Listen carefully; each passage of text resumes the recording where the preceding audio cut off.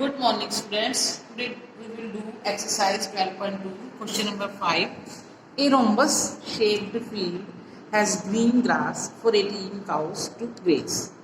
If each side of the rhombus is 30 meter and its longer diagonal is 48 meter, how much area of grass field will each cow be get? क्या है, हमें एक rhombus ले लिया, रोबस shaped field है जिसकी हर एक side 30 metre है और इसका लॉन्गर डायगोनल है 48 मीटर। तो हम क्या करेंगे, इस डायगोनल को लाने से ये जो रोबस है दो ट्रायंगल्स में डिवाइड हो गई और दोनों ट्रायंगल्स की मेजरमेंट्स सेम है, 30 30 48 दोनों की सेम है। हम एक ट्रायंगल का एरिया हेरन फार्मूला से फाइंड करेंगे, उतना ही दूसरे ट्रायंगल का आ जाएगा। दोनों को प्लस करेंगे, हमारे पास पूरी रोबस का एरिया आ गया। हमें पता चल गया कि 18 काउस इतनी जो पूरी स्पेस में ग्रेज करती है। हमने अब बताना है कि एक काउ के लिए कितनी जगह चाहिए, एक काउ कितनी जगह में ग्रेज करेगी। तो उसके लिए हम 18 से पूरे एरिया को डिवाइड कर देंगे तो एक काउ के लिए पता चल जाएगा। तो पहले एस निकालते हैं हेरन फार्मूला अप्लाई करने के लिए। 48 plus 30 upon 2, 108 upon 2, 54 area of first triangle is equal to S into S minus A, S minus B, S minus C. 54 into 54 minus 48, 54 minus 30, 54 minus 30, 54 में से 48 माइनस करें 6, 54 में से 30 माइनस किए 24, 54 के फैक्टर क्या होते हैं 9 6 54, फिर ये वाला 6, ये दोनों 24। अब हमें इनके फैक्टर बनाने की नीड नहीं क्योंकि ये ऑलरेडी पेयर में पड़े हैं और 9 का रूट होता है 3, 9 का रूट 3, दोनों 6 का एक 6, दोनों 24 का एक 4, 6 3 18 को 24 से मल्टीप्लाई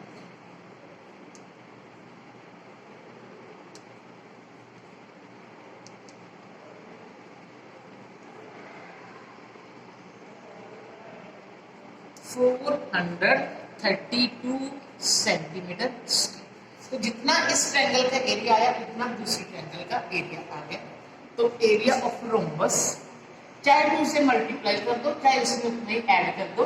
2 मल्टीप्लाई 4 32, 2 2 जा 4, 3 2 जा 6, 4 2 जा 8, 64 सेंटीमीटर स्क्वायर। तो 864, तो ये जो स्पेस है 18 काउस इसमें ग्रेज करती है। तो एक काउ के लिए कितनी जगह है वो हमने निकालनी है।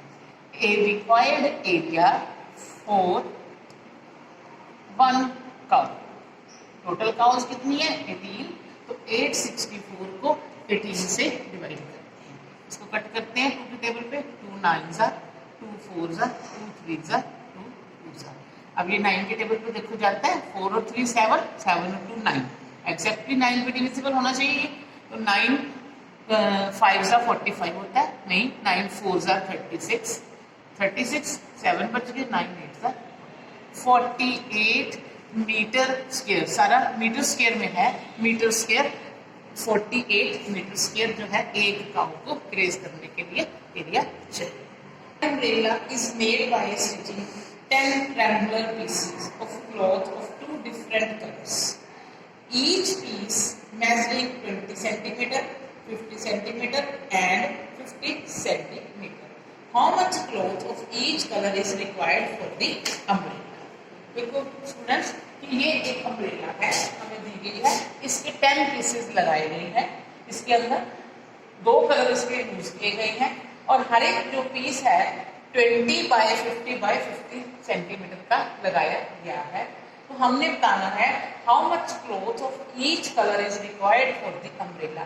हर एक कलर के कितना हमें क्लॉथ चाहिए अम्ब्रेला बनाने के लिए, ये हमने बताना है। तो देखो ये जो है एक ट्रायंगल बन रही है इस तरह से, 50 50 और 20 इसकी तीनों साइड्स है। इसी तरह से जो दूसरा कलर है उसकी भी साइड सेम है। तो हम एक टोटल 10 पीसेस हैं, 5 एक कलर के 5 दूसरे कलर के हैं। तो एक ट्रायंगल का एरिया निकालते हैं पहले हेरन फार्मूले से, क्योंकि तीनों साइड हमें पता है। तो s निकालते हैं, s is equal to 50 plus 50 plus 20 upon 2, 120 upon 2 is equal to 60 centimetre. Area of one piece root s into s minus a, s minus b, s minus c. 60 into 60 minus 50, 60 minus 50, 60 minus 20, 60 into 10 into 10 into 40. देखो पहला तो काम हम आसान करते हैं, ये 1 2 3 4, 4 zero है यानी कि 10, इसका हम बाहर निकाल लेते हैं, 4 जीरो की 2 जीरो बाहर निकाल लेते हैं, 100 बन गया. और ये 4 का रूट क्या हो गया 2, बच गया 6, 6 हमारा एज इट इज अंदर रह गया. 2 अंडर रूट 6 सेंटीमीटर स्क्वायर. तो एक कलर का एक पीस का एरिया 206 सेंटीमीटर स्क्वायर आ गया क्लॉथ का. हमने कितने पीस 5 लगाने हैं, हर एक कलर के 5 पीसेस लगाने हैं. तो area of cloth for 5 pieces of each color,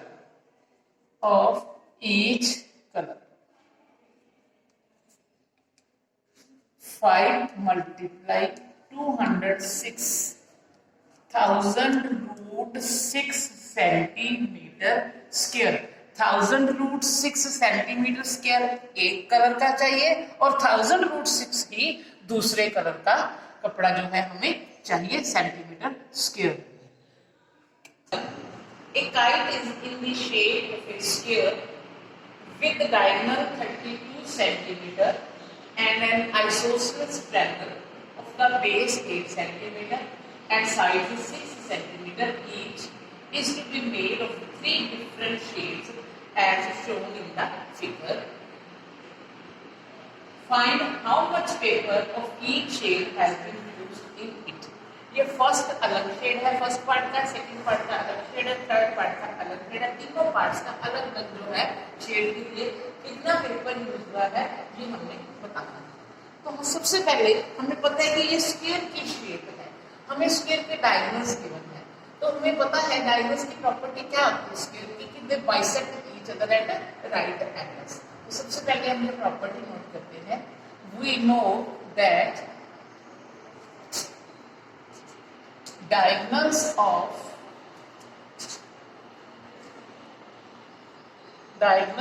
sphere bisect each other at right angles. So area of first part is equal to half into base 32 और ये 16 और 16 में डिवाइड हो गया. 16 इंटू ये perpendicular, half into base into height. Area of triangle का formula half into base into height. 16 कैसे आया, क्योंकि डायगोनल्स डिवाइड करते हैं 32 अपॉन 2 16.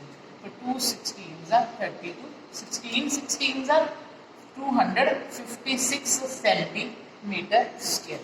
क्योंकि सेकंड पार्ट के भी मेजरमेंट्स फर्स्ट पार्ट के बराबर है, so area of second part is also equal to 256 centimetre square. दो पार्ट्स का एरिया हमारा निकल गया, फाइंड हो गया 256 256. अब हमने थर्ड पार्ट का एरिया फाइंड करना है.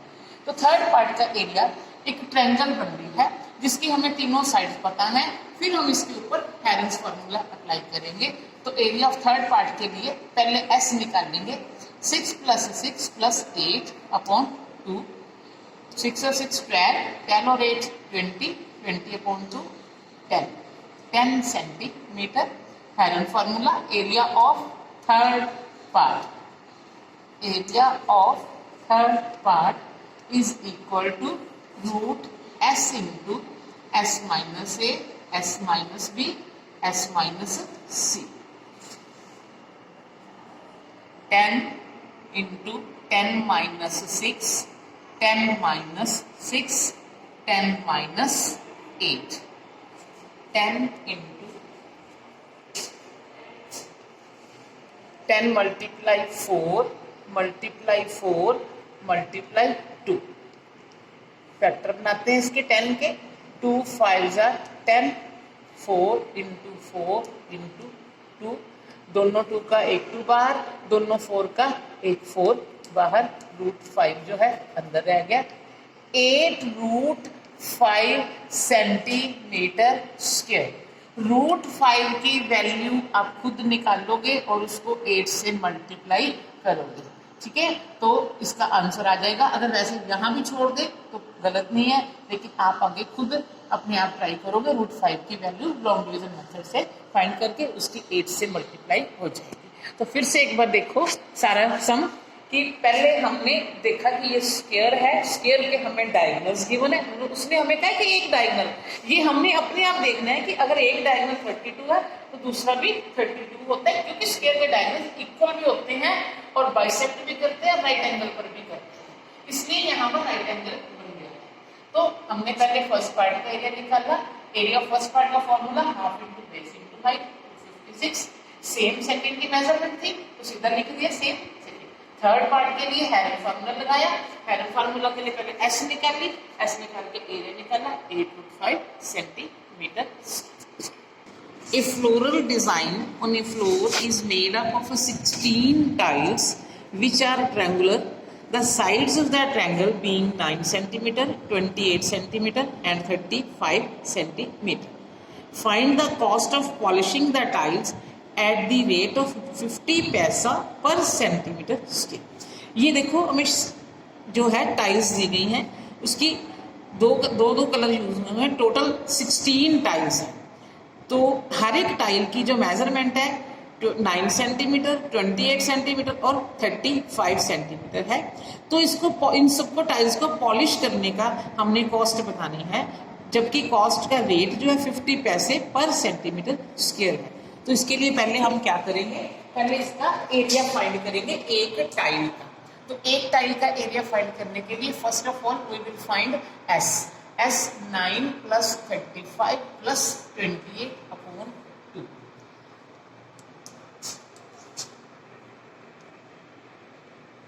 72 अपॉन 2.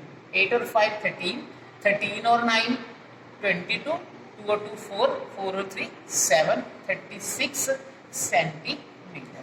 अब हम इसका फाइंड करते हैं एरिया एक टाइल का. S into s minus a, s minus b, s minus C.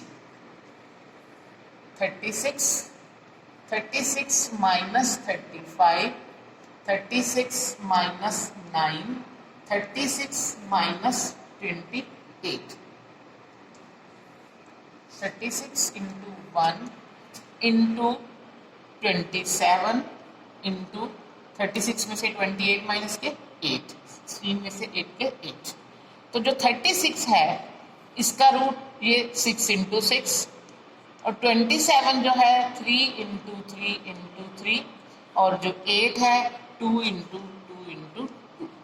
Pair बनाए, दोनों 6 का एक 6, दोनों 3 का एक 3, दोनों 2 का एक 6 इंटू 3 इंटू 2.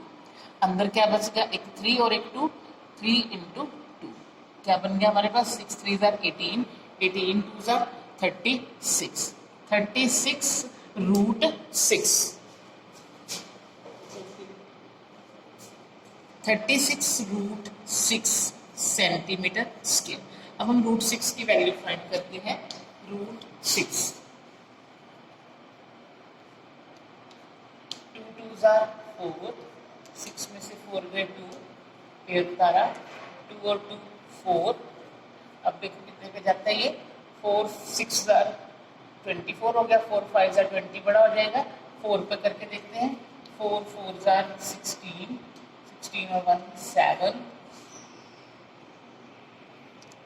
ऊपर से फिर पेयर 44 और 4 48. अब देखो कितने पे जाता है ये 4 5 पे करके देखते हैं. 4 5 5 5 25, 4 8 5 8 40, 40 और 2 42, 4 कैरी, 5 4 ज़ा 20 और 4, ये बड़ा आ गया। इसका मतलब ये कितने पे जाना चाहिए, 4 पे जाना चाहिए। इस पे हम छोड़ देते हैं, 2.44 आ गया। यानी कि 2.44 का मीनिंग 2.4 ही लेते हैं, 1 डिजिट। तो एरिया 36 आया था हमारा, 36 मल्टीप्लाई 2.4 सेंटीमीटर स्क्वायर। हम इसकी मल्टीप्लाई जो है बाद में करेंगे। उसके बाद हमने कॉस्ट निकालनी है। 1 सेंटीमीटर स्क्वायर की कॉस्ट जो है, cost of 1 centimetre square is equal to 50 पैसे। कॉस्ट ऑफ, क्योंकि 16 टाइल्स हैं, एरिया आया है 1 टाइल का, तो 16 टाइल्स का एरिया ऑफ 16 टाइल्स का निकालने के लिए इसको 16 से भी हमें मल्टीप्लाई करना है। 16 into 36 into 2.4 is equal to 50 पैसे को हम रुपीज में कन्वर्ट करते हैं, अपॉन 100 लगाते हैं। 50 upon 100 into 16 into 36 into 2.4 upon 10। अब देखो ये एक जीरो से एक जीरो हमारी कट गई। 5 2 ज़ा 10, 2 8 ज़ा 16। अब हम इन तीनों की मल्टीप्लाई करते हैं। 36 को 8 से मल्टीप्लाई, 8 6 ज़ा 48, 8 3 ज़ा 24 और 4 28। अब इसको 24 से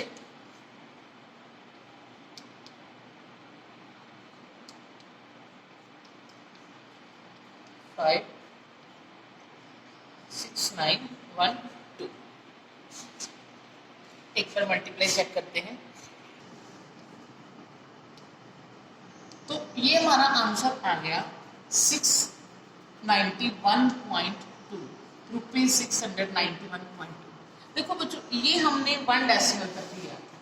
अगर हम इसको आगे और करते हैं तो √6 की जो वैल्यू है 2.449 आती है, जिसको हम अप्रोक्सीमेट 2.45 लेते हैं। तो जब 2.45 लेते हैं तो फिर हमारा कितना आंसर आता है, फिर हम चेक करते हैं। तो 36 को 22.45 से मल्टीप्लाई करके देखते हैं। दोबारा इसका अगर ले लेते हैं तो 36 मल्टीप्लाई 2.45 और इधर क्या बन जाएगा 36 16 इंटू 36 इंटू 2.45। तो अब हम इसकी मल्टीप्लाई करके देखते हैं, कॉस्ट निकाल के देखते हैं। Cost 16 into 36 into 2.45 into 50 upon 100, जबकि इसको मल्टीप्लाई करके हमारे पास आ जाएगा 7056 अपॉन 10। तो हमारा आंसर क्या आ जाएगा, ₹705.60। तो इस तरह से बच्चों अगर हम अप्रोक्सीमेट निकालते हैं, पॉइंट में अगर 2 डिजिट तक लेते हैं या 1 डिजिट तक लेते हैं तो आंसर में थोड़ा डिफरेंस आ जाता है, लेकिन इसमें कोई खास बात नहीं है, आप जैसे मर्जी कर सकते हैं।